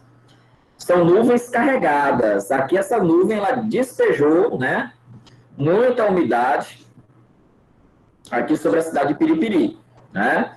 Aqui é uma combinação de vários sistemas. Nós temos aí a zona de convergência intertropical, mas nós temos também um vórtice ciclônico, muito forte. Aqui nós temos a precipitação observada. Se a gente olhar para esse mapinha do Piauí, olha, tem um pontinho azul, ó, lá no norte. Esse pontinho azul é onde a chuva foi concentrada, muita chuva. Dia 5, e aqui nós temos danos, ó, provocados pela chuva extrema em Piripiri. Isso aqui é a rodovia de acesso ao açude Caldeirão, a barragem do Caldeirão, que foi totalmente levada, né? Totalmente rasgada aí, né? Cortada pelo volume de águas. Aí nós temos a notícia da imprensa, ok? Notícia da imprensa. Portal aqui, G1, infelizmente um óbito, né? Mulher morre e 4 pessoas são resgatadas devido a forte chuva em Piripiri, no norte do Piauí. Nós tivemos 2 episódios bem extremos de chuva, mas nós tivemos outras chuvas na cidade de Piripiri. De tal forma que o solo de Piripiri ficou bastante saturado. Bastante saturado. E aqui nós temos esse veículo que foi arrastado, né? Infelizmente, uma vítima. Aqui o portal O Dia noticiou no dia 7. Chuva forte provoca alagamentos e bloqueia a rodovia em Piripiri. Não foi só danos estruturais no acesso ao Caldeirão, não. A própria BR, a rodovia federal também, ela foi parcialmente destruída, parcialmente interditada. E nessa notícia aqui do dia 9, mais de 400 famílias foram atingidas pelas chuvas em Piripiri. 62 estão desabrigadas. Então você pode perceber que foi um evento, a exemplo daquele que aconteceu em 2019, em Parnaíba, um evento extremo. Um evento extremo mesmo. Ora, esse evento de Piripiri, ou seja, essa cota pluviométrica, esse acumulado pluviométrico, essa anomalia positiva, ou seja, chuva acima da média, foi a maior já registrada em 30 anos de mensuração de chuva. A maior já registrada na série histórica. Então, a gente está percebendo que vejam bem, conforme a estação chuvosa adentra num cenário de normalidade, conforme os sistemas atmosféricos passam a atuar de forma mais vigorosa, nós temos sempre uma condição de aquecimento do oceano, né, de TSM positiva, e nós temos eventos extremos. Esses eventos extremos estão adquirindo uma feição, segundo muitos autores, de uma nova normalidade. Okay? E aí nós devemos ficar atentos, né, para esses fatos. Inclusive, nós disponibilizamos no grupo de comunicação de risco, né, do curso, aquele manual que foi lançado pela Sônia Bride, né, o Manual de Cobertura das Mudanças Climáticas, que eu sempre solicito que vocês estudem aquele manual, né, utilizem no dia a dia. Nós vamos postar ainda, antes da gente findar o curso, né, nós temos 2 encontros ainda, nós vamos postar mais 2 materiais sobre a comunicação de risco, okay? Para que vocês possam utilizar na prática cotidiana de cobertura jornalística, para que possam difundir entre os colegas profissionais da comunicação. Bem, aí aqui eu tenho algumas análises, nós vamos disponibilizar esses slides para vocês, com esses dados, né, de volumes pluviométricos. Aqui nós temos o episódio do Vale do Longar, na verdade é o episódio que atingiu a cidade de Batalha, ok, e a cidade de Barras. Nós podemos olhar a carta sinótica, novamente a zona de convergência atingindo o litoral piauiense e cearense, uma zona de baixa pressão aqui, atraindo a umidade para o interior, ou seja, interiorizando essa umidade. E na imagem de satélite do GOES 16, topo de nuvem, né, porque ele mede, trabalha com a altura das nuvens e a temperatura do topo dessas nuvens, a gente observa aqui a nuvem estacionada sobre o norte e parte do centro-norte piauiense. Aí nós temos a precipitação observada do Médio Parnaíba para o Vale do Longar, ok? Olha aí, ó, Barras, olha o Maratuã. O Maratuã é danado, né? Olha aí como ele ficou volumoso. Aí nós temos mais um comentário aqui sobre esses episódios, né? Os 125 milímetros de Batalha, os 63,6 de União, e 63,6 de Miguel Alves e 61 de União. Aqui nós temos as posições das pentadas. É muito interessante essas pentadas para a gente compreender o que aconteceu em Piripiri, né? A gente tem a pentada do dia 1 ao dia 5, porque o primeiro episódio de chuva intensa em Piripiri ocorreu dia 5. E a pentada do dia 6 ao dia 10, porque o segundo episódio de chuva extrema aconteceu no dia 7. Então, se nós observarmos essa imagem do Meteosat, observe a posição da zona de convergência intertropical, atuando de forma bem vigorosa sobre o Nordeste. E ali nós temos novamente a zona de convergência intertropical do dia 6 ao dia 10, concentrada sobre o Nordeste. Se você observar nesse cenário, o Piauí está completamente coberto de nebulosidade, completamente cheio, ok? Nos 2 cenários. Aqui nós temos um detalhamento. Esse detalhamento aqui foi feito para explicitar os episódios que ocorreram sobre a cidade de Piripiri no dia 7 e o episódio que atingiu a cidade de Batalha no dia 10. Então, são imagens do satélite Meteosat no canal colorido, termal, colorido, e no canal termal topo de nuvem, ok? Então, se você observar bem, ou, aliás, desculpe, vapor d'água realçado, corrigindo aqui. Então, se a gente observar essas imagens, né, do dia 7, os núcleos, ou nuvens de temporal, estão estacionados sobre Piripiri no dia 7, e no dia 10 sobre a região do Vale do Longar. Então, nós temos o que nós deduzimos dessas imagens. Nós tivemos dois sistemas atmosféricos se somando. Olha, vamos lembrar da aula passada dos sistemas atmosféricos. Nós tivemos aqui a zona de convergência intertropical, jogando sua precipitação ao norte, do nordeste, a ZECIT, e um VECAM. E a combinação dos dois potencializaram os eventos severos. Aqui nós temos essas animações, ó. É a animação VECAM, zona de convergência no dia 7. Olha aí, formando a nuvenzinha, núcleos formando, né? Nesse tom róseo. Temperaturas de topo de nuvem inferiores a 70 graus negativos, ok? Muito bem. E aqui na imagem da direita, dia 10, né? Essa animação mostrando a formação dos núcleos convectivos sobre o Vale do Longar. Então, a gente tem aí, né? Condição de tempo severo, identificado, inclusive, por satélite. Muito bom. Aí nós temos os acumulados. Olha só, nós temos aqui o acumulado mensal, diário e mensal dos municípios de Piripiri e Batalha. Esse aqui, de Piripiri, extraído da estação do IMET. Observe aí os mais de 230 milímetros extraídos da estação do IMET, dia 7. Muita chuva, né, gente? Muita chuva. E aqui em Batalha, no dia 10, 125,8 milímetros extraídos, ó. Muita chuva. Muita chuva mesmo. Apesar disso, ainda teve em Batalha, né, 63 milímetros ainda de episódio chuvoso. Aí temos aqui os episódios de Batalha, né? E de Piripiri, A e B na cidade de Piripiri, né? C e D na cidade de Batalha. Essas propriedades ficaram ilhadas. Teve um rompimento, né, de pontes e passagens molhadas. Foi assim realmente muito intenso o fenômeno que aconteceu em Batalha.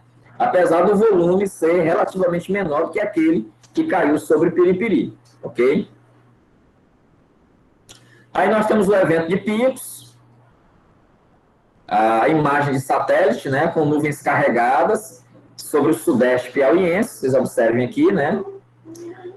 Precipitação observada em picos. Olha o pontinho azul ali, ó, sobre picos. Olha como ficou. Isso aqui é tradicional, né, gente? Nós sabemos que aí nós temos que verificar todos os ingredientes. Não é só a questão pluviométrica.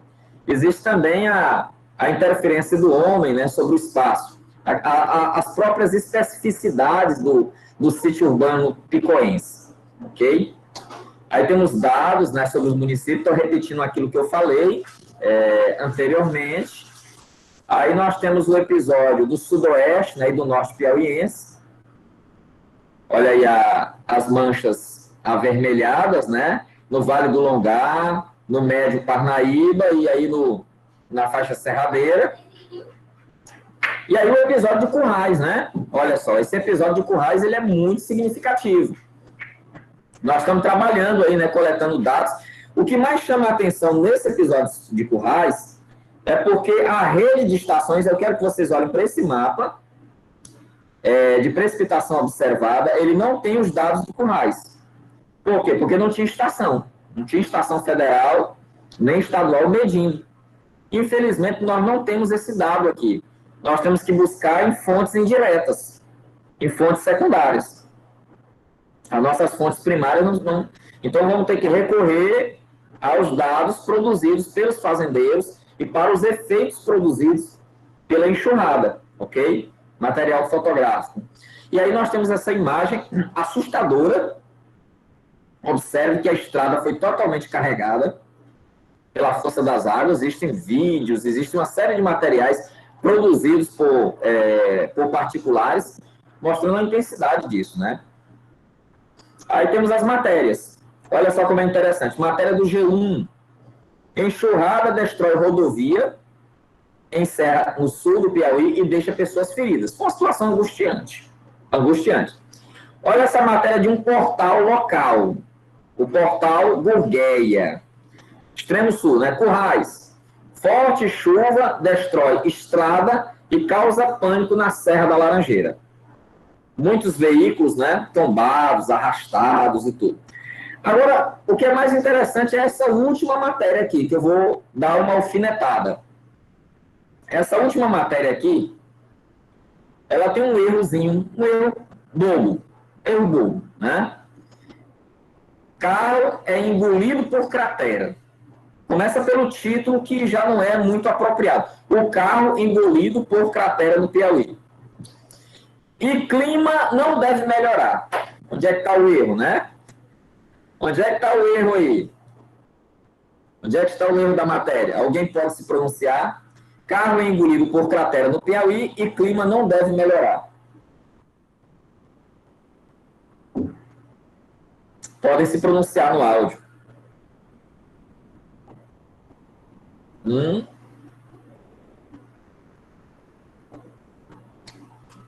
Estão ouvindo? Eu não tenho acesso ao chat aqui. Rafael, tá logado? Sim, sim, o pessoal está comentando. Pessoal, pode falar, pode abrir o microfone. Onde é que está o erro aí nessa última? Tá facinho, viu? No lugar de clima, seria tempo. É tempo, exatamente, Amanda. Não é clima, não. E o clima não deve melhorar, meu pai do céu.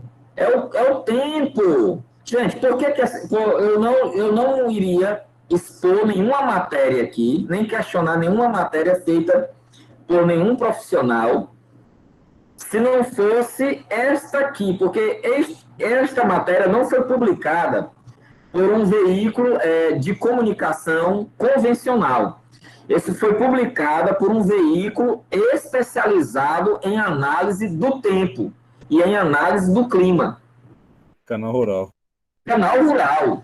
O Canal Rural, gente, é o veículo de comunicação, é a página de comunicação de uma das mais conceituadas empresas de previsão meteorológica do Brasil, a SOMAR, né? A SOMAR Meteorologia. Então, esse erro aqui poderia ter acontecido em qualquer veículo, plausível, né, por causa da terminologia técnica, mas na SOMAR isso é inaceitável. Ok? Até o título, carro engolido por cratera. Ok? Sabendo que o fenômeno é uma enxurrada, naturalmente que ela vai produzir sulcos, vai produzir um arrasto, né, do material, mas não era necessário usar um termo conveniente. E clima não deve melhorar. Então, a SOMAR Meteorologia cometeu esse equívoco aqui, o Canal Rural. Uma empresa muito conceituada, ok? Porque os profissionais de meteorologia estão conectados aos profissionais de jornalismo, e alguns, inclusive, acumulam dupla função.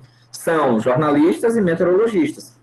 Então, aqui, o título, a matéria é maravilhosa, viu? O texto está maravilhoso, mas o título, eu lamento, não ficou muito interessante, ok? Aí eu falo um pouquinho, né, das ocorrências, faço um resumo. Esse material nós vamos disponibilizar para vocês. Foi parte de um relatório produzido, né, dentro da UESP sobre chuvas em março, e que depois foi inserido no artigo assinado por mim, por Rafael Marques e pela professora Sâmia Chaves. E aí tem algumas referências que vocês podem utilizar, né? Nós vamos deixar aqui, e a gente encerra aqui esse temário e vamos abrir para questionamentos, para perguntas, né?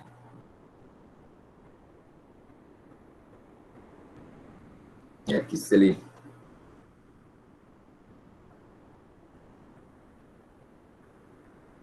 Ok. Então vamos que vamos. Oh, foi você, Maura, que falou, desculpe. Vocês podem usar o microfone, gente, vamos interagir. Viu? Eita. Vamos lá. Tenha vontade para perguntar.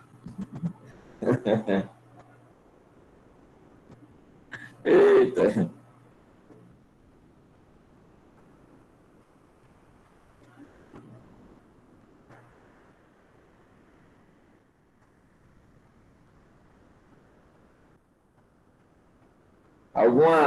Alguma dúvida, alguma questão? Você viu que hoje a gente quis mostrar mais algumas situações, né? Vivenciada. Tá todo mundo tímido? Bota no chat aí, digita, viu? Eu vou olhar aqui, nosso bate-papo. Falem. A Gorete ficou sem internet hoje, assistindo o canal, mandou uma mensagem para mim.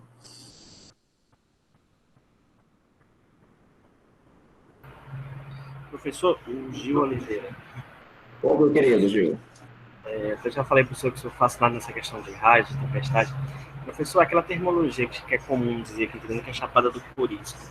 Essas condições geográficas de Teresina, com a questão de estar entre dois rios, a questão da umidade desses rios, favorece também essa questão da TCA, por isso ser conhecida Chapada do Corisco, a questão das descargas elétricas? Bem, o que é que favorece descargas elétricas na Grande Teresina, né, essa região?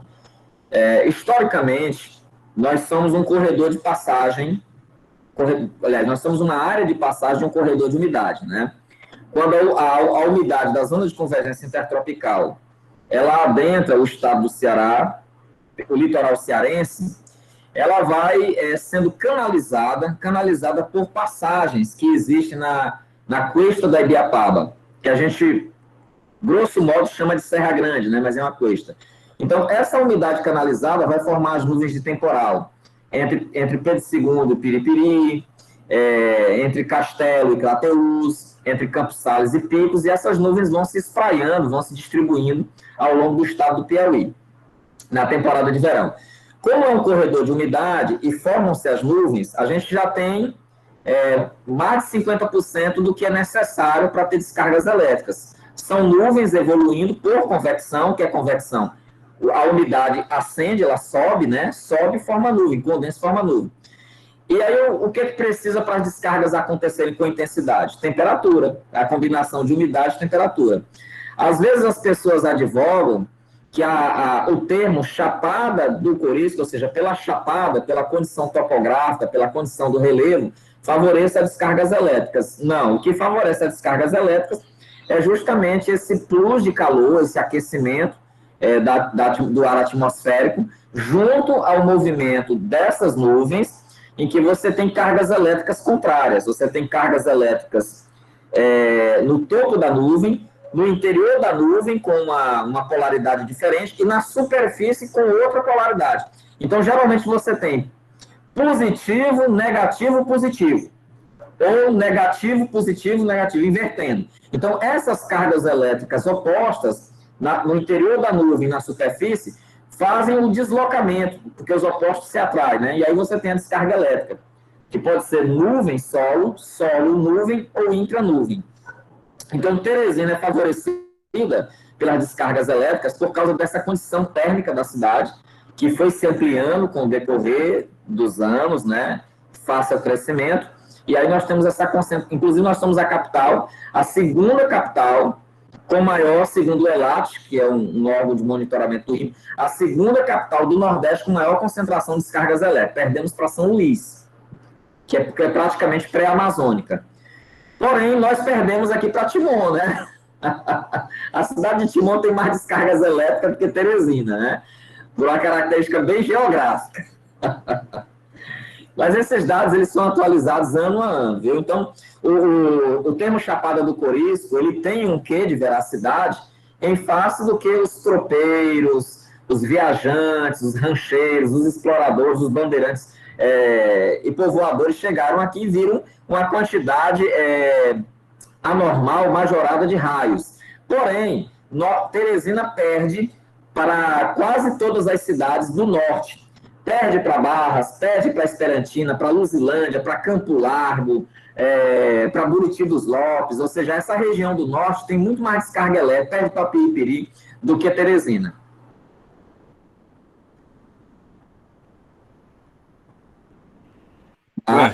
Oi.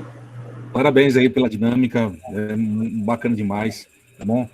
E todos os presentes aqui, eu acho que certamente devem ter absorvido muito mais, né, das observações, dos conhecimentos que o professor Ayrton compartilha com vocês.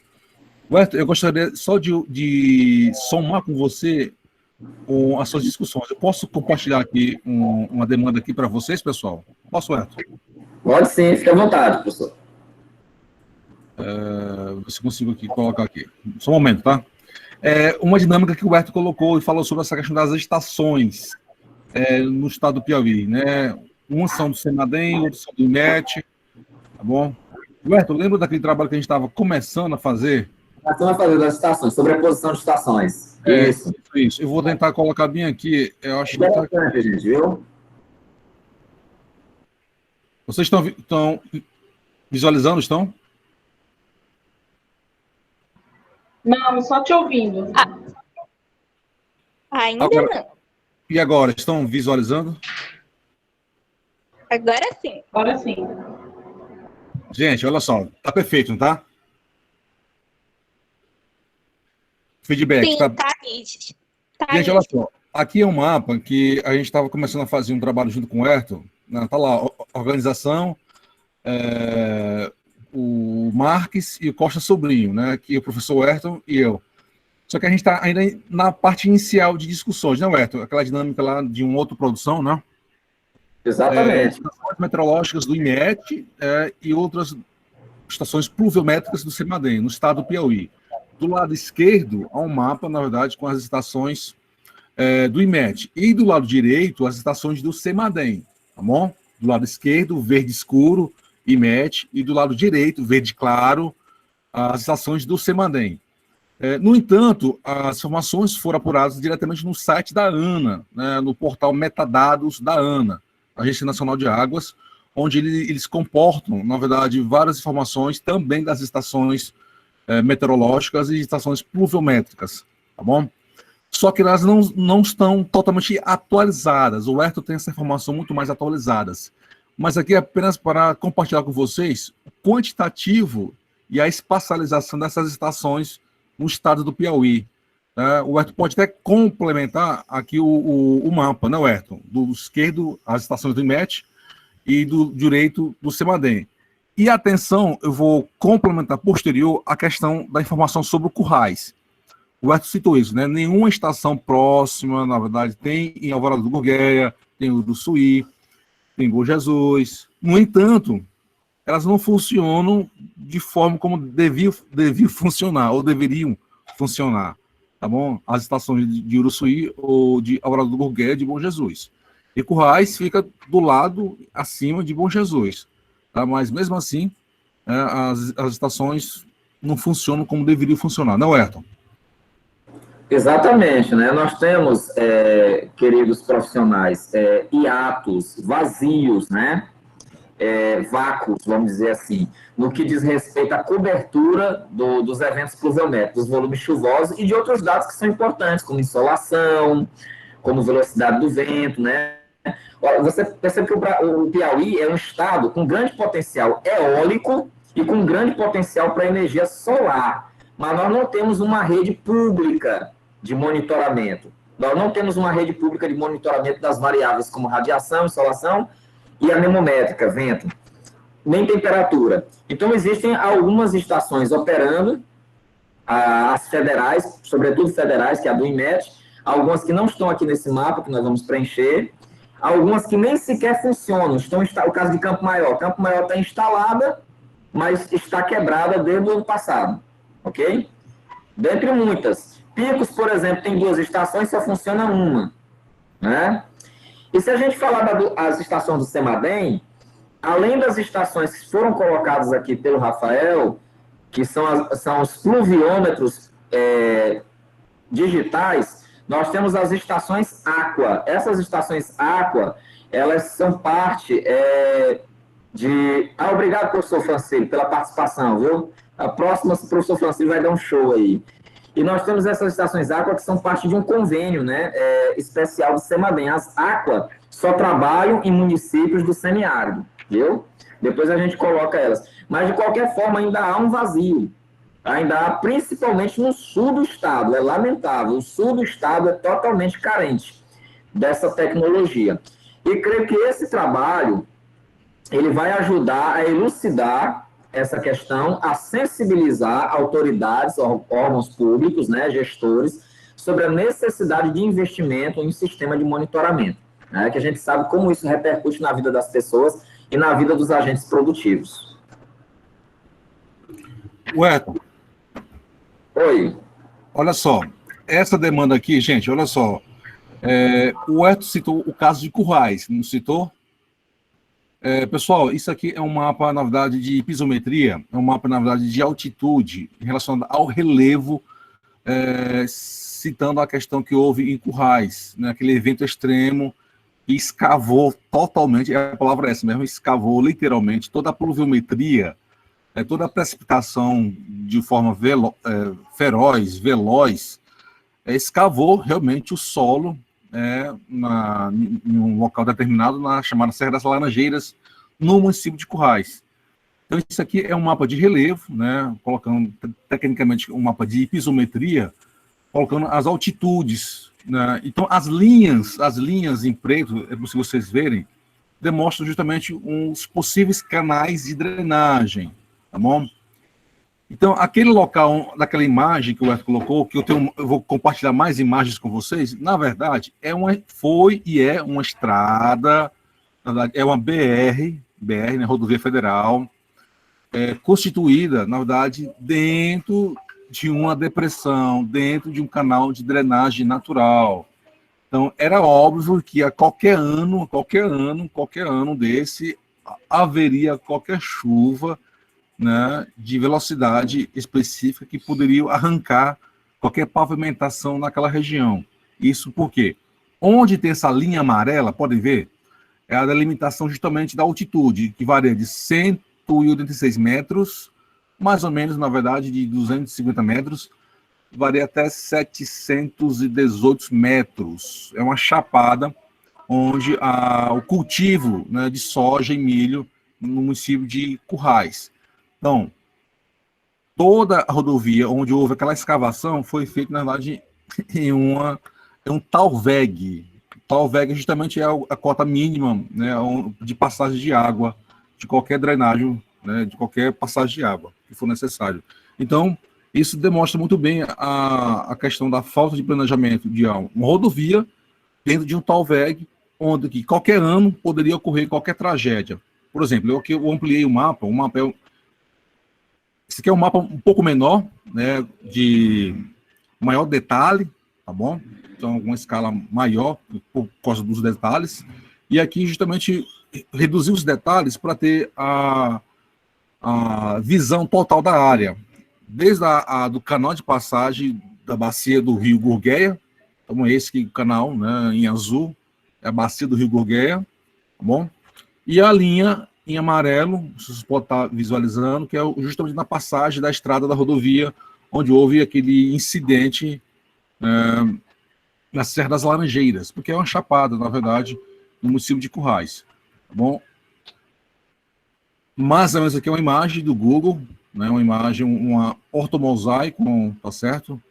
Feito pelo Google, onde é a rodovia, na verdade, tá bom? É uma PI, mas também é uma rodovia federal. É uma PI 392, mas também é uma rodovia. Tá bom? E para exemplificar melhor, tá aqui, ó. Vocês podem visualizar um mapa mais preciso, tá bom? Das propriedades rurais dentro do município de Currais, da delimitação em linha preta, município de Currais, e em delimitação em vermelho. O Wellington tá acompanhando? Tô sim, tô acompanhando, viu? Em linha vermelha, está lá justamente o local preciso do incidente, Serra das Laranjeiras, onde houve aquele evento extremo de precipitação, onde escavou o solo. Então, foi uma área, né, muito extensa. As linhas amarelas são as rodovias, tanto estaduais como federais, tá bom? PI 392, BR, tá bom? E as linhas azuis são as drenagens, né, os cursos d'água, né, das áreas, tá bom? E essas áreas quadrículas, em cinza ou branco, são as áreas de cultivo em currais. Cultivo de soja, cultivo de milho, tá ok? Sim.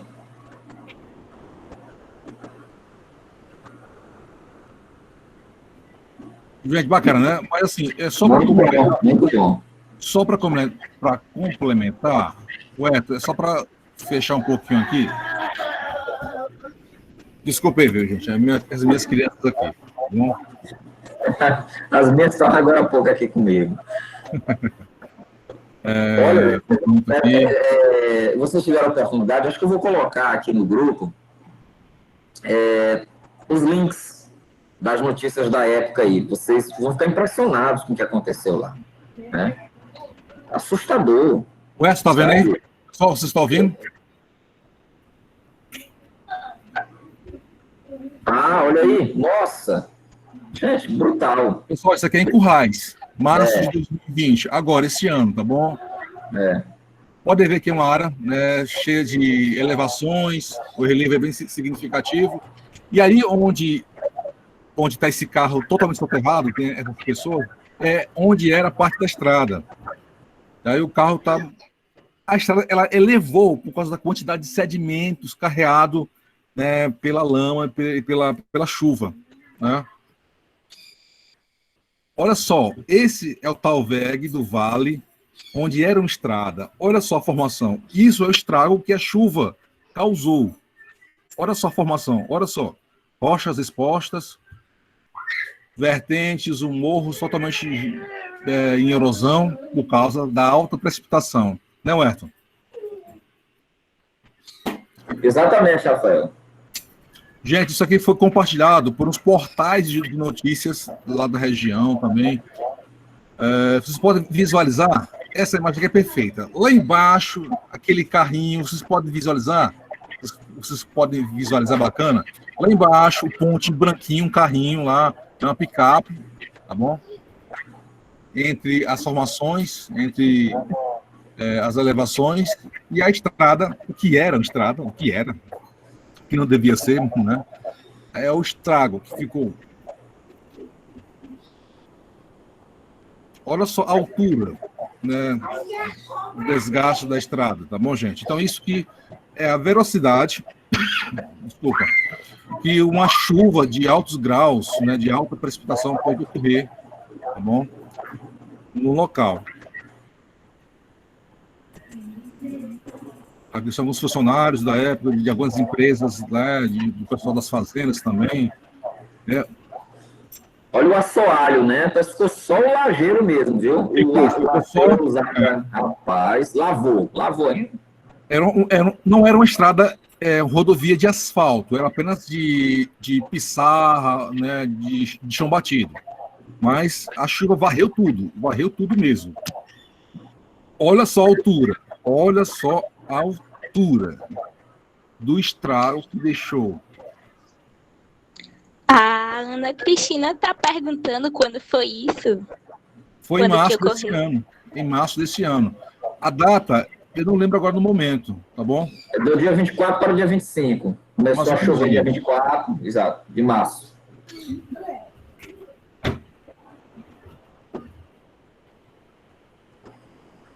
Pois é, gente, eu peço para compartilhar com vocês esses momentos que a gente está ainda em pesquisa ainda, junto com o professor Werton, para a gente deliberar e colocar uma informação técnico-acadêmica, técnico-científica, mas também elucidar sobre esses fatos e ocorrências que surgem, né, não só, na verdade, em outros estados, mas aqui no Piauí, a situação a cada ano, né, se torna agravante. A cada ano tem um fenômeno que causa desastres.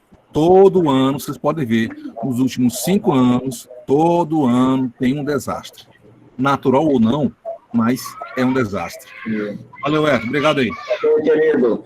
Bem, gente, se não houver mais nenhum questionamento, a gente vai encerrando a live, mas antes nós vamos colocar, nós temos mais 2 encontros, né? O próximo encontro vai ser muito interessante, né? Com o professor Francílio, que vai debater a temática das bacias, tem tudo a ver com a nossa realidade. é um pesquisador que fez assim, um estudo muito profundo da bacia do Piracuru, que ele mora ali naquela região, e trabalha em Piripiri, e que é um estudioso dos fenômenos físicos, ok? E aí também tem a live de encerramento, né, falando sobre um relato de experiência da atuação, do monitoramento e da defesa civil. Mas como nós vamos finalizar o nosso relatório, nós vamos aplicar questionário, vou pedir para vocês produzirem, nós vamos fechar o nosso relatório junto à universidade com um material audiovisual e informações sobre o feedback que vocês dão sobre o curso, né? Nós vamos postar esse material no grupo durante a semana para que vocês observem, vocês respondam, ok? Para que a gente possa fechar o nosso relatório já no mês de outubro e encaminhar para a Prex, ok? E eu creio que lá para novembro, final de novembro, todos vocês estarão recebendo por e-mail a certificação desse curso de aperfeiçoamento, que é o curso de elementos geográficos para a comunicação de risco, ok? No mais, agradeço a todos e a todas, tenham um excepcional final de semana, fiquem com Deus, agradeço ao nosso monitor, o professor Rafael, que está sempre aqui na jornada, viu? Tudo de bom!